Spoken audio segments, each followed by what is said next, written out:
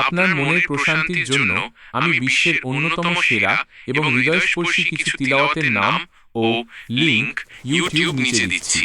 বিশেষ করে এই শেষ রাতে এগুলো শুনলে আপনার ইনশাআল্লাহ অনেক ভালো লাগবে। আমি আপনাকে সূরা আর রহমান অথবা সূরা আদ দোহা শোনার পরামর্শ দেব, কারণ এই সূরাগুলোতে আল্লাহ বান্দার প্রতি তার ভালোবাসা এবং নিয়ামতের কথা বলেছেন। মিশারি রশিদ আল আফাসি, সূরা আর রহমান।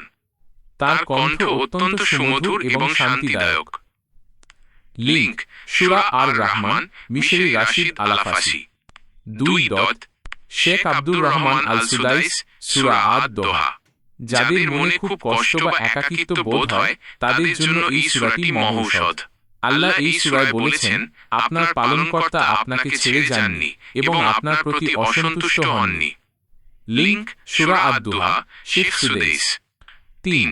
ইয়াসির আদ দোসারি, সূরা আল কাহাফ বা আবেগঘন তিলাওয়াত। তার তিলাওয়াত শুনলে অন্তর কেঁপে ওঠে এবং আল্লাহর প্রতি ভয় ও ভালোবাসা একসাথে কাজ করে। লিংক ইমোশনাল রিসিটেশন, ইয়াসির আল দোসারি। এখনই যা করতে পারেন। এখন রাত 1:38।